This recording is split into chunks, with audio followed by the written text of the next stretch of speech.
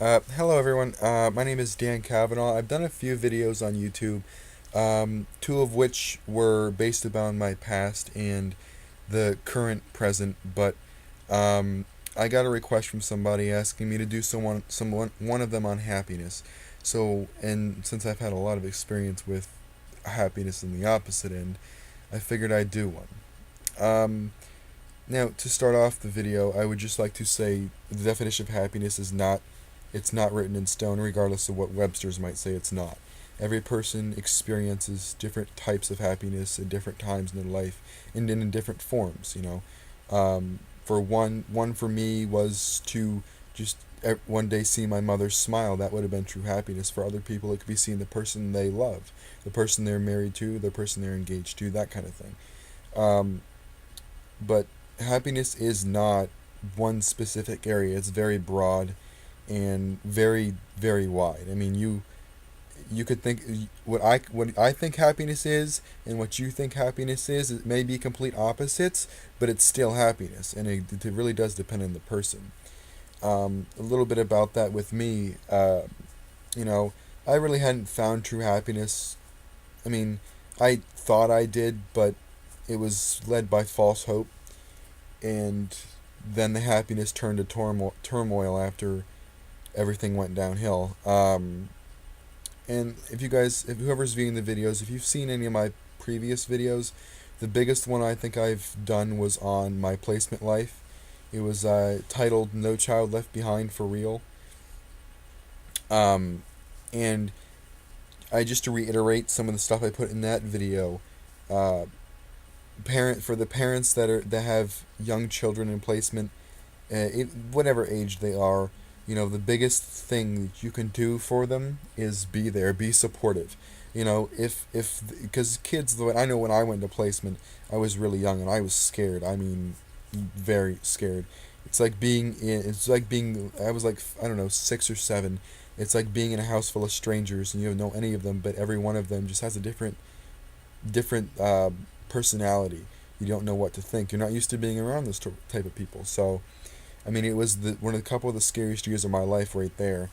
Uh, but I never really had much support from my direct family's line of view. Anyway, we'd have casual conversations, but you really wouldn't go nowhere. You know, of course, I'd say I love you before I left, and they would say I love you, but again, those were my false hopes. They led to my turmoil.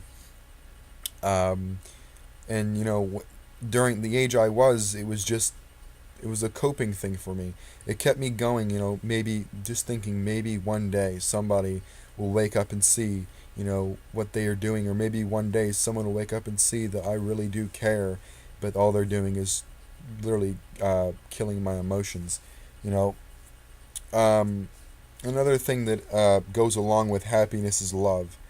There's, I was talking to someone today, and I realized after a while there is a different types of love. Um, you know, people experience love differently. Uh, for me, I have that very, very, I'd say, unique personality. All the stuff that I've been through, all the years of placement, all the tortures and the turmoils and, you know, the ups and downs, they should have made me a very harsh person, a very completely opposite, you know, not good type of thing. But it didn't. I turned out the exact opposite, and honestly, I still confuse myself on how I did such. But I did, and I'm grateful because now I have the opportunity to share my story and my success with everybody out there in the world that's able to view this. Um, I'm thinking, you know, that what I said about, you know, love is completely different. It's like happiness. Everyone experiences it in their own way. For me, I fell in love very easily, which is what led to my turmoil and heartbreak so fast. Um, you know, throughout the years I was in placement, I, I don't know, I kind of became institutionalized. I didn't know how to be in the community because I really hadn't had that experience. But when I left after I graduated high school, it was like, it's like being it's like a person's in jail for 20 years. When they get out in the community, they don't know what to do. Most of them want to go back because they know they're going to be taken care of. I had that same kind of thought, but not really. I knew that I could do it if I had people there to support me, and I eventually found some that were really, really willing and able and understanding, and they were able to support me, and they still are.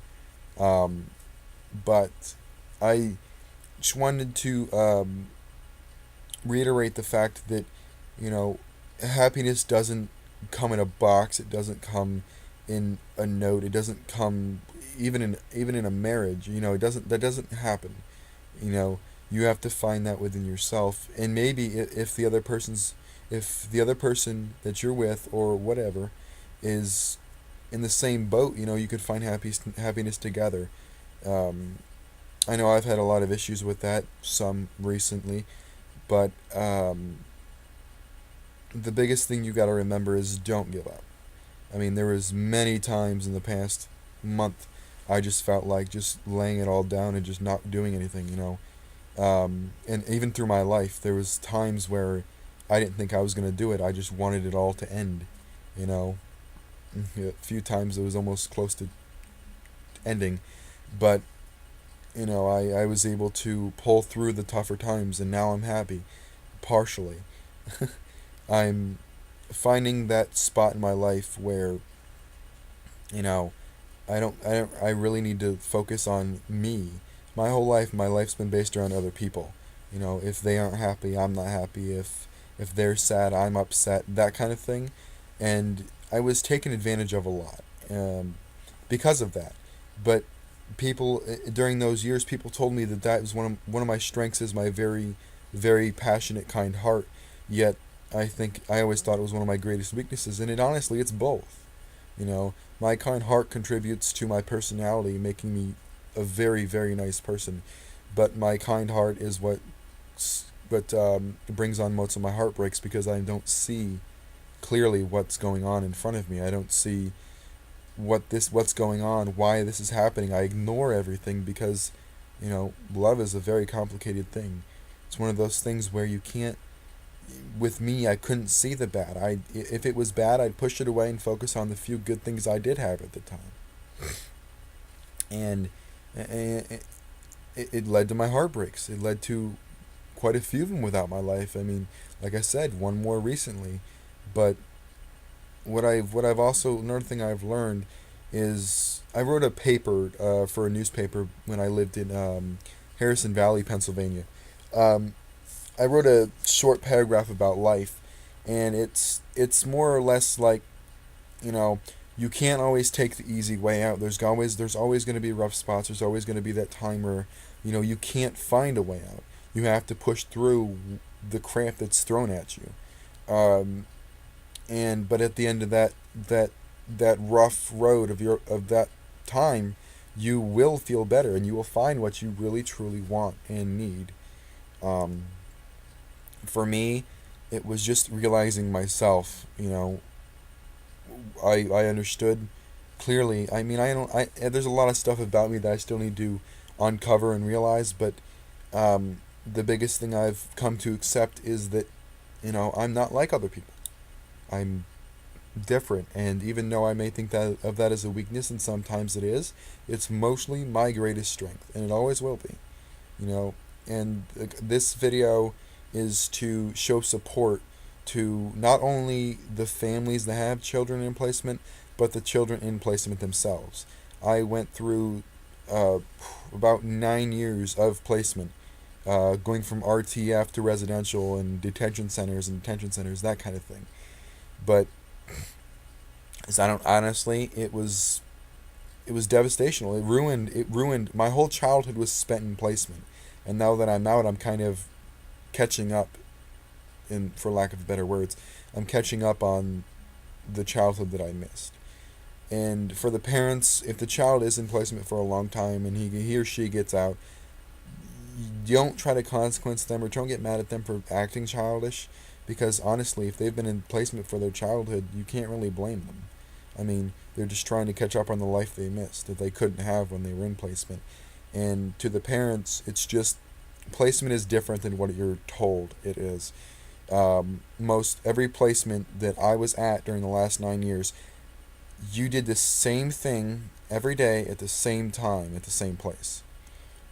and you grown. That's why it became institutionalized. That's why almost every kid that's in placement for a while becomes institutionalized, because they're so used to doing this at this time, this at this time, this at this time, that they just think it's going to happen. That's why when they're put out in the community like I was, they're not used to having to work around, to schedule things in advance, especially at the age I went in and the age I came out. It was just a total mix up.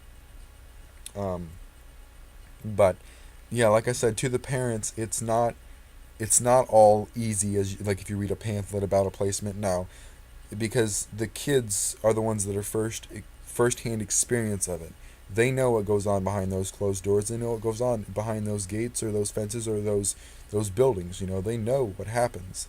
The best thing you can do is show your child support and give them the opportunity to open up to you, because that will greatly, greatly, number one, it'll greatly increase the trust and the love between you and the child, and number two, the trust of that child will open up to you, and you'll see what really goes on. And then hopefully down the road, he or she, or any of the parents will be able to make a video to kind of enlighten people as to exactly what happens. Now, to end, I'm not saying that all placements are bad. There were select few that were absolutely phenomenal. They did everything they could for me, and I did well. And I met some really good therapists along the way, really good counselors, really good people, really good friends, lifetime friends. But what everyone has to realize is it's not all placements are like that. And you don't really see it coming, but I mean the child is taking the worst beating ever, and I think that support is the biggest thing you can offer a child in placement. To the ending note I'm going to say is, going off the first couple minutes, happiness doesn't like people say happiness doesn't grow on trees. Absolutely not. Happiness is more of a long-term goal. I mean, you can find short-term happiness, but like I said, that the point is short-term. It doesn't last, and when it ends, you're going to be upset, depressed, and everything like that, like I was. But, and people, even in placement, after I got out, people asked me, how did you do it? How were you able to do that with all the letdowns you had? And this is the way I answered them. That's how I survived. I said, the letdowns. Every time that I would be let down before, I would have a false hope. And even though it was false, and part of me knew it was false, my mind is telling me it's true, so I stick up for it. I stay on to it. I say, you know what? I think it's going to become true. And when it doesn't, I'm devastated, but I quickly find a different alternative. I quickly find a way to latch onto another hope, whether false or not. It would still help me cope with the depression I was feeling at the time. So, just the last thing I'm going to say to everyone who's ever going to watch this is be faithful, be supportive, be strong, and most importantly, be there. Alright, see you guys later.